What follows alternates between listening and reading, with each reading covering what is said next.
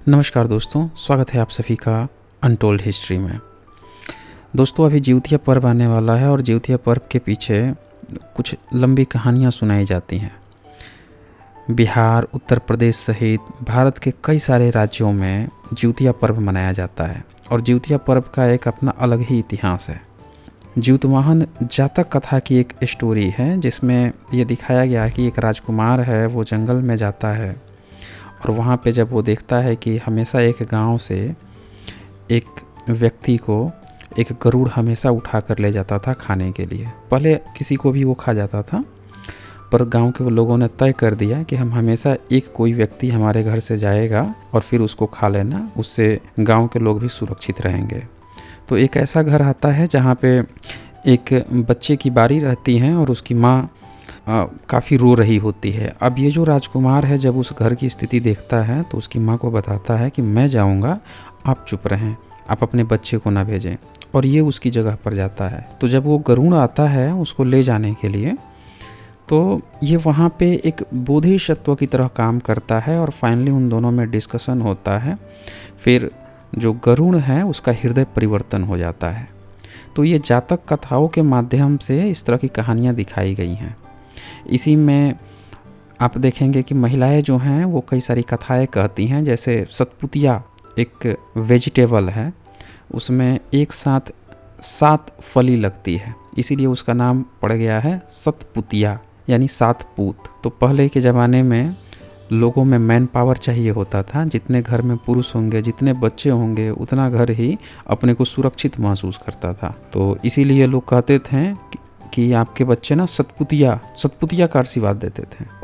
और ये जो जिउतिया पर्व होता है इसमें सतपुतिया की भी होती है, पूजा होती है या उसमें प्रयोग किया जाता है, और ये बेसिकली अपने बच्चे के लिए ही मनाई जाती है। तो ये पूरी तरह से कहानी बुद्ध धर्म से जुड़ी हुई है, लेकिन आज की डेट में इसका ब्राह्मणाइजेशन हो गया है। पब्लिक आज भी इस पर्व को मना रही है, पर वो जान नहीं रही है कि ये बुद्ध धर्म से रिलेटेड है। लोग उसको हिंदू का पर्व समझ के, लोग उसको हिंदू या ब्राह्मणवादी पर्व समझ के आज भी फॉलो किए जा रहे हैं, पर मूल रूप से ये बुद्ध धर्म का त्यौहार है। तो आइए, आज हमारे साथ हैं हिंदू धर्म के विशेषज्ञ सत्यानंद जी महाराज। वो इसमें जो हिंदू मान्यताओं के अनुसार क्या कहानियाँ हैं, इसकी क्या डिटेल्स हैं, वो बताएंगे और फिर इसको आप डिटेल्स में देखें। दोस्तों, इस वीडियो को ज़्यादा से ज़्यादा शेयर कीजिए ताकि सभी लोगों तक ये सच्चाई पहुँच सके। इस वीडियो को लाइक करना मत भूलिए और शेयर करना मत भूलिएगा।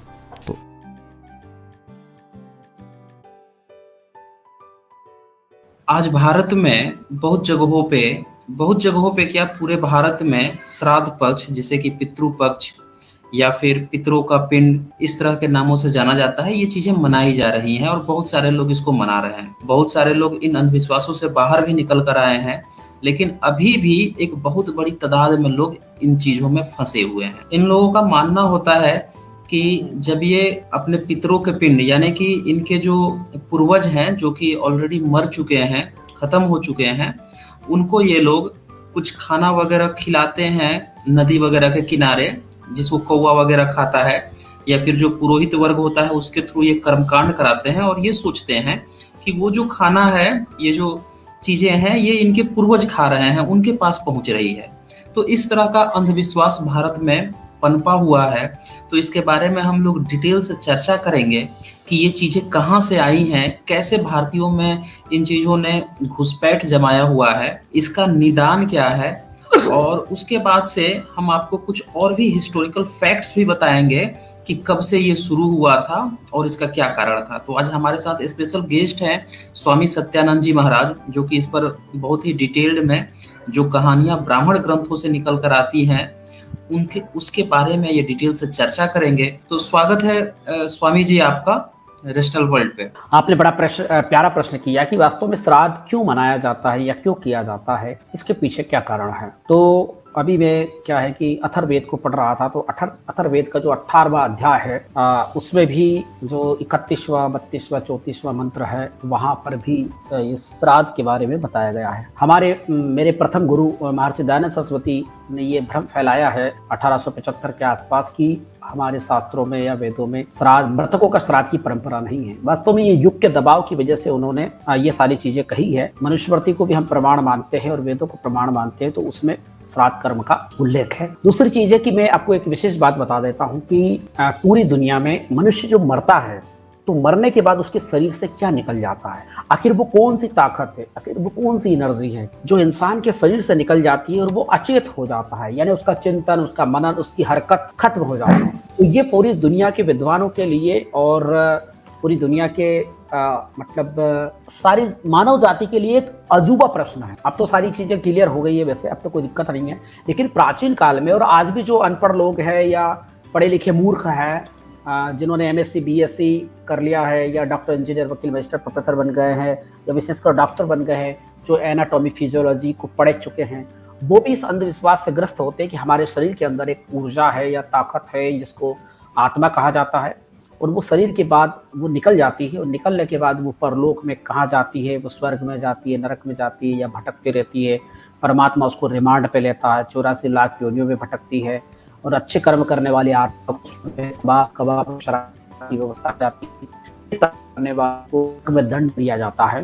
तो इस तरीके का एक अंधविश्वास पूरी दुनिया में फैला हुआ है, और सभी धर्मों में ये किसी न किसी मात्रा में, किसी न किसी रूप में ये अंधविश्वास रहता है। वास्तव में हमारे पूर्वजों के प्रति सम्मान ज्ञापित करने में कोई बुराई नहीं है। हर एक इंसान का कर्तव्य कि वो अपने पूर्वजों का सम्मान करे। पूर्वजों से तात्पर्य मानव जाति के जितने भी महापुरुष हैं जिन्होंने मानवता के कल्याण के लिए कुछ न कुछ दिया है, उनकी जयंती, उनकी पुण्यतिथि मनाना हमारा कर्तव्य है, ताकि उनसे हम प्रेरणा प्राप्त करें।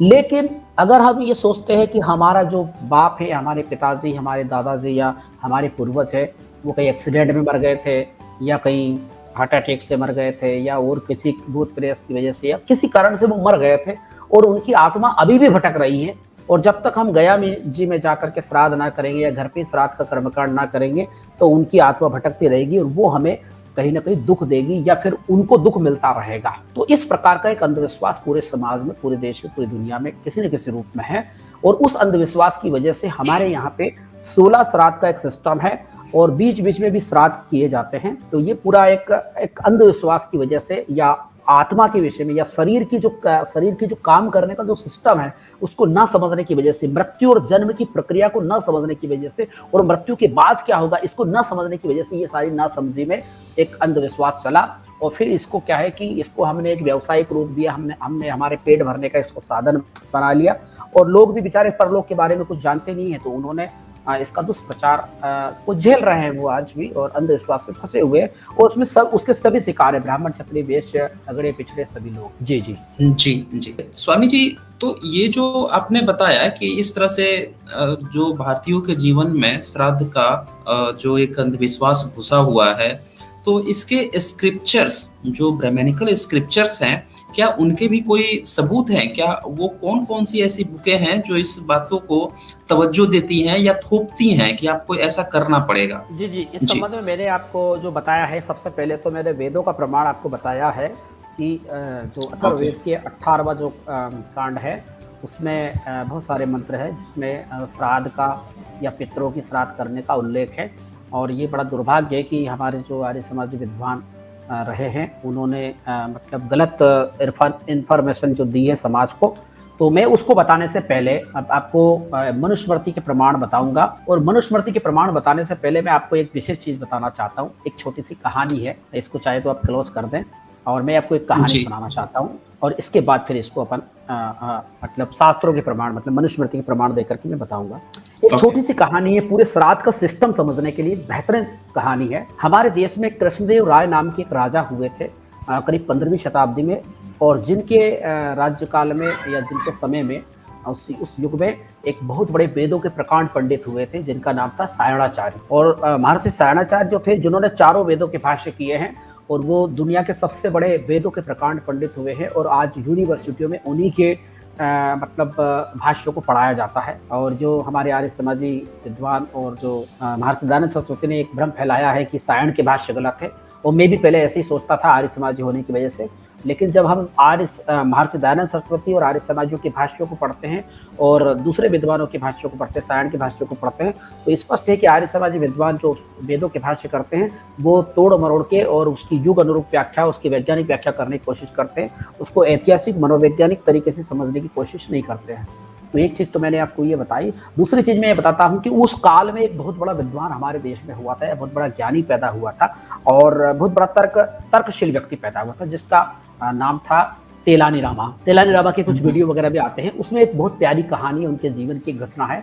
वो ब्राह्मण देवता थे और वहाँ पे मतलब जो दक्षिण भारत में जो राज्य था तो उसमें वो क्या थे कि कृष्णदेव राय के वहाँ पे मंत्री थे। तो एक बार क्या हुआ था कि कृष्णदेव राय की जो माँ थी वो उसका अंतिम समय आ गया, मरने जैसी हो गई। अब जब मरने जैसी हो गई तो उन्होंने क्या करा कि अपनी माँ से अंतिम इच्छा पूछी, क्योंकि राजा को तो एक घमंड था कि भाई मेरी माँ कुछ भी मांगेगी तो मैं उसकी अंतिम इच्छा पूरी कर सकता हूँ। लेकिन उस समय क्या है कि नवंबर दिसंबर का समय था और उसकी माँ से जब उसने पूछा कि माँ तुम क्या चाहती हो, ऐसा ही मुझे बताओ, आपकी मैं इच्छा पूरी कर देता हूँ, जो तुम्हारी अंतिम इच्छा हो बता दो। तो उसने, उसकी मम्मी ने कहा, उसकी माता जी ने कहा कि बेटा मेरी इच्छा है मुझे आम खिला दे। अब उस जमाने में ना तो कोल्ड स्टोरेज थे, ना उस जमाने में कोई फ्रूटी वगैरह थी तो उसको जूस वूस पिला दिया जाए, तो ऐसा कोई सिस्टम नहीं था जो 12 महीने मतलब वो मौसम वो मिले। तो अब क्या हुआ कि कृष्णदेव राय की माँ मर गई। अब ये बात हमारे जैसे जो पंडित पुजारी थे, श्राद्ध कर्म कराने वाले जो पुरोहित थे, उनको पता चली। और जब उनको पता चली तो उन्होंने श्राद्ध कर्म करा, कर्मकांड करा और राजा जी से पता चल गया कि भाई माता जी की अंतिम इच्छा क्या थी। तो उन्होंने कहा भाई माता जी की अंतिम इच्छा तो आम की थी। तो राजा साहब को उन्होंने बताया कि आप ऐसा करो, 11 ब्राह्मण को एक एक पाव तो जानते होंगे आप, 250 ग्राम का पाव होता है, 250 ग्राम एक सुनार से वो बनवा लीजिए, क्या आम बना लीजिए, और हम 11 ब्राह्मणों को भोजन दान करके और कर्मकांड करने के बाद फिर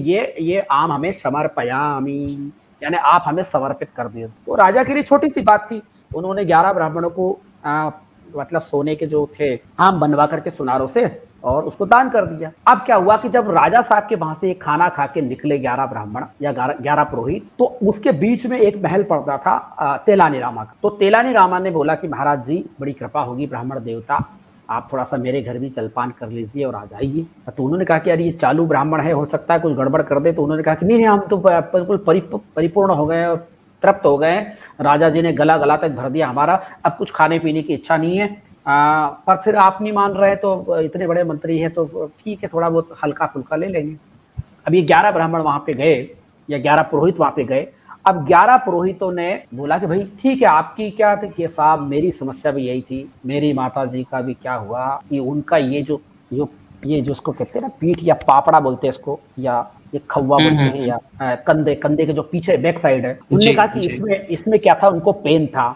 तो आप जैसे किसी पंडित जी ने बता दिया कि आप ऐसा करो, इसको दाग दिलवा दीजिए। दाग को आपके बिहार में शायद उधर जानते होंगे, दाग का मतलब होता है एक सरिया होता है लोहे का, उसको कंडों पे गर्म किया जाता है और गर्म करने के बाद उसको ये दाग दिया जाता है, वहां पे जहाँ पे दर्द होता है उसको ऐसे दाग दिया जाता है, तो उससे क्या होता है दर्द खत्म हो जाता है या कुछ बीमारियां दूर हो जाती है, ऐसी मान्यता है। तो उन्होंने कहा कि साहब मेरी माता जी की बड़ी दिक्कत थी।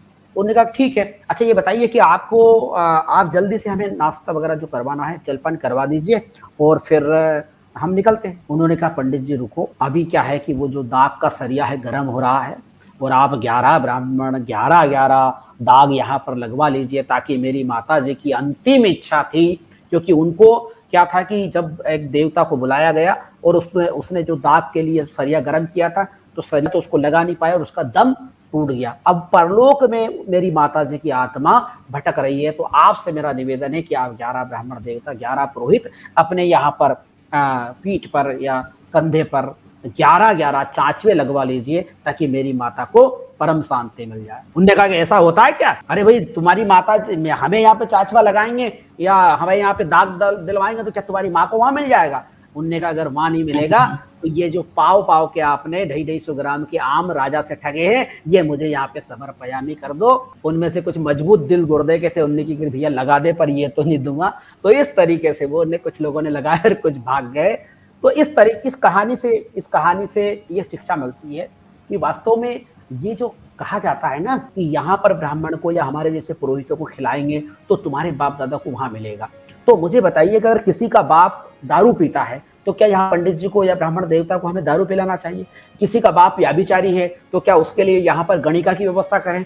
अगर किसी का बाप सबाबी कबाबी शराबी है तो उन चीजों को मतलब ब्राह्मण देवताओं को या पुरोहितों को खिलाना पिलाना चाहिए? तो ये सारी जो चीजें हैं ये मतलब क्या है, मूर्खतापूर्ण बातें हैं और ये हम लोगों ने अपने ठगने के लिए या पेट भरने के लिए कुछ साधन बनाए थे। इसी के साथ ही बहुत बहुत धन्यवाद।